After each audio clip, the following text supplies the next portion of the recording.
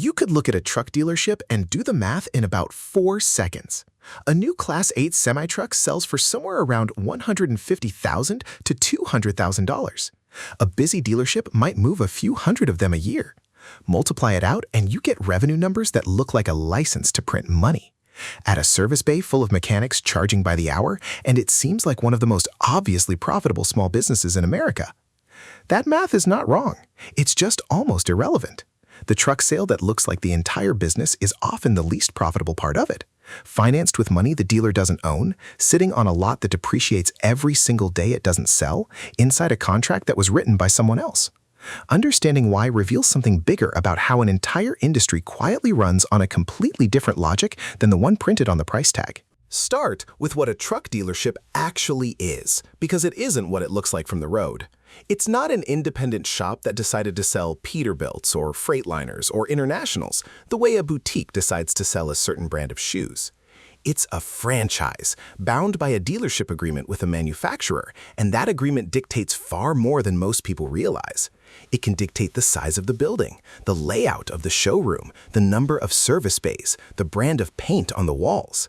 In many states, franchise law requires the dealer to maintain an exclusive facility for that brand, meaning a Peterbilt dealer can't simply add a Kenworth line to the same lot without going through a separate, often expensive approval process. The manufacturer typically grants something resembling a protected territory, but even that protection has holes. Fleet sales negotiated directly between a manufacturer and a large trucking company can bypass the local dealer entirely. Manufacturer-run certified pre-owned programs can compete with the same dealer's used truck lot. The dealer owns the real estate and the payroll and the risk. The manufacturer, almost everything else that matters. That relationship becomes very important the moment you ask the next question. How does a dealer afford $150,000 trucks by the hundreds without just having that kind of cash sitting around? The answer is a financing structure most car and truck buyers never hear about, called floor plan financing, and it is the actual engine that makes a dealership possible, and the actual mechanism that can quietly destroy one. Here's how it works. A dealer doesn't buy a truck outright and then try to sell it. A lender, sometimes the manufacturer's own captive finance arm, sometimes a bank, pays the manufacturer for the truck and takes a security interest in it. The dealer displays it, markets it, and effectively borrows it. The lender is, in a very real sense, the temporary owner, and the dealer is the custodian. When a truck sells, the dealer pays off that specific unit's balance and pockets what's left. That's how a business with a few $1 million in working capital can carry a lot worth $30 or $40 million at any given moment. It sounds elegant. It also means every single truck on that lot is quietly accumulating interest charges for every day it doesn't sell. And most floor plan agreements include a curtailment schedule, a forced principal payment that kicks in automatically once a unit sits unsold for roughly 90 to 120 days, whether or not the dealer has the cash flow to make it comfortably. That detail matters more than it sounds like right now. Remember it. It becomes the hinge the entire second half of this story turns on.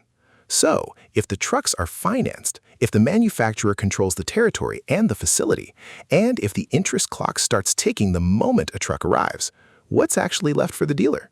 The answer is the spread between what they pay and what they sell for. And on new heavy trucks, that spread is thin. Publicly reported figures from the dealership planning side of the industry put a healthy gross margin target on new commercial trucks at around 15%, and that's before subtracting the floor plan interest, the sales commission, and the overhead of running a facility big enough to satisfy the manufacturer's brand standards. On a $150,000 truck, that 15% has to cover a lot of ground before it becomes profit a dealer actually keeps. This is where the picture most people carry around in their heads starts to fall apart. If the new truck itself barely clears its own costs, what is actually keeping these dealerships open? The answer sits in a part of the building most customers walk straight past, the parts counter and the service bay. Every large publicly traded truck dealership network reports a metric that sounds bureaucratic, but is actually the single most revealing number in the entire business.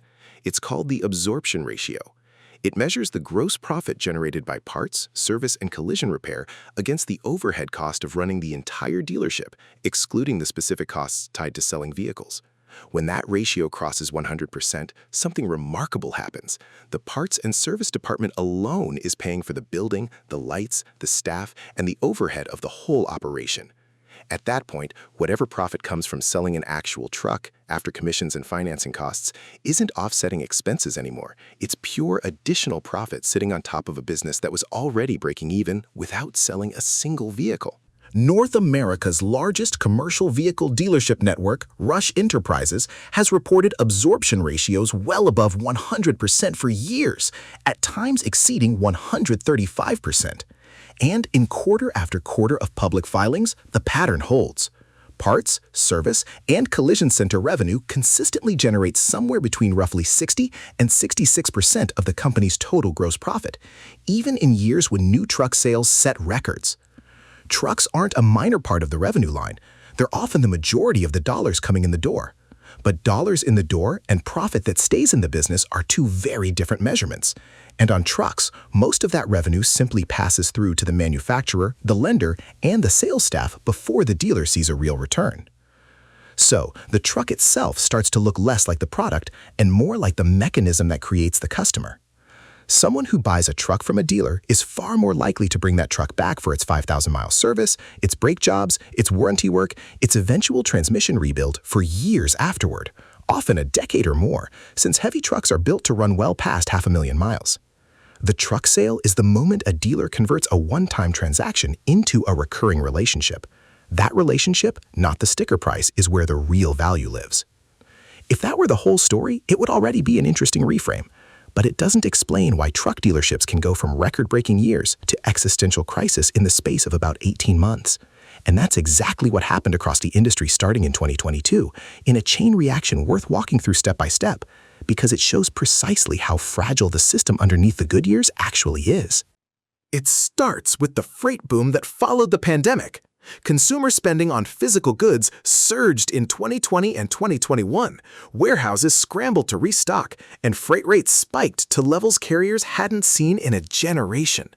Trucking companies, flush with cash and desperate for capacity, went on a buying spree. According to the American Truck Dealers Association, Class 8 truck sales in the U.S. topped 254,000 units in 2022 alone, up nearly 15% from the year before, and one of the strongest years the industry had ever recorded. Order boards at the manufacturers filled up so far in advance that some fleets were told their trucks wouldn't arrive for the better part of a year. Here's where the chain reaction actually begins to move. Manufacturers responded to that order surge exactly the way you'd expect. They ramped up production as fast as supply chains would allow, trying to work through backlogs that had built up during pandemic-era parts shortages. But building a truck and delivering a truck aren't the same moment, and the gap between them turned out to matter enormously. Many of the trucks fleets ordered during the 2021 and 2022 boom weren't actually delivered until 2023 and 2024. By which point the freight market that justified the order in the first place had already turned. Freight rates fell, diesel and interest costs stayed high.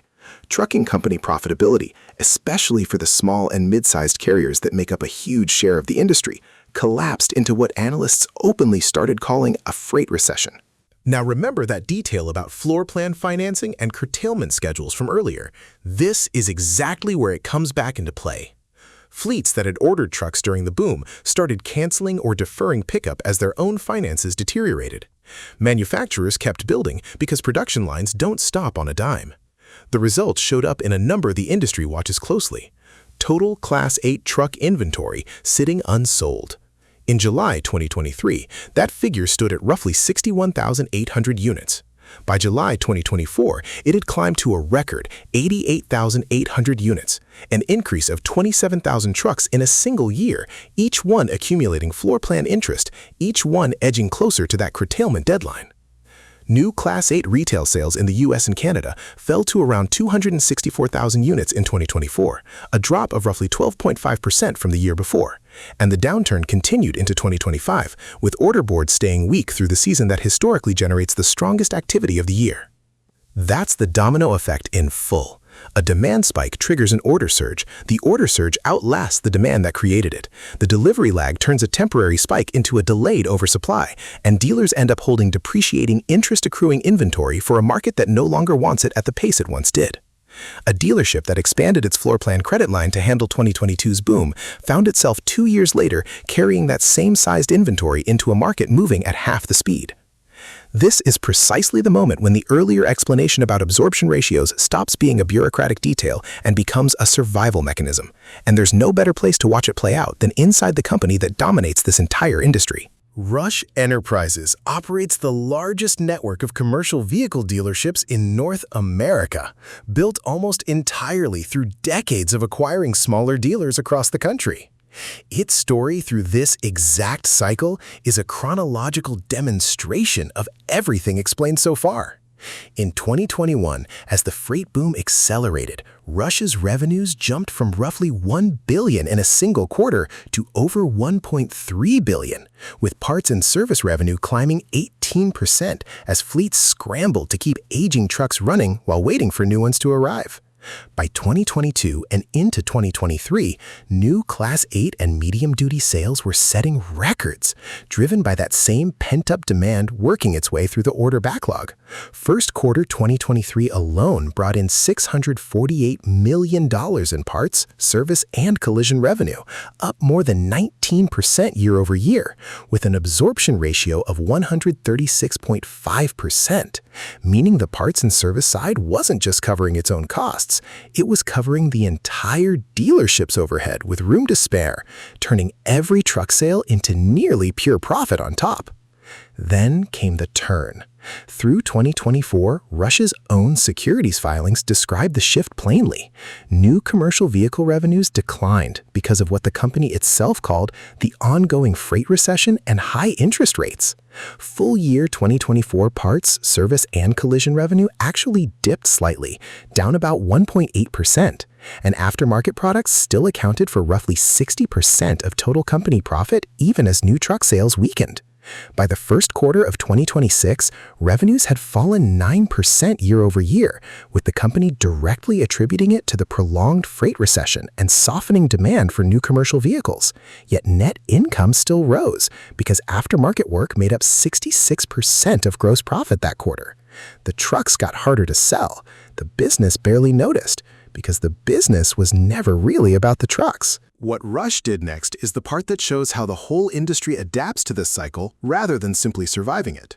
Instead of retreating during the downturn, the company kept acquiring dealerships, announcing agreements to buy additional Peterbilt dealership locations even as new truck demand stayed weak, expanding its footprint precisely when smaller, thinner-margin competitors were most vulnerable to being bought out or forced to sell.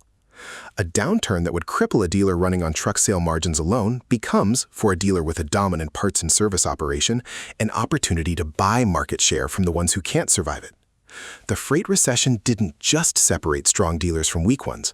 It actively consolidated the industry into fewer, larger, more aftermarket-dependent networks, and that consolidation is still reshaping who owns these franchises today. So picture the two versions of dealership ownership sitting side by side.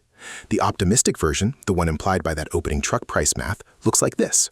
Order season is strong, backlogs are full, every truck that arrives sells within weeks, floor plan interest barely accrues, and the parts counter is simply a nice bonus on top of healthy vehicle margins. That version is real. It happened in 2021 and 2022, and it made a lot of money for a lot of dealers. The realistic version, the one that actually determines whether a dealership survives a full economic cycle, looks very different. Trucks ordered in a boom arrive in a bust. Interest accrues on unsold inventory that's aging past its curtailment window. New vehicle margins that were thin to begin with get thinner as manufacturers and dealers discount aggressively to move metal off the lot. And the only department consistently generating real, durable profit, quarter after quarter, boom or bust, is the one servicing trucks that were sold years earlier, built around technicians, parts inventory, and a customer relationship that doesn't disappear just because the freight market turns. That's the deeper answer to the question this video opened with. Owning a truck dealership never was the simple arithmetic of buying a $150,000 asset and selling it for a little more.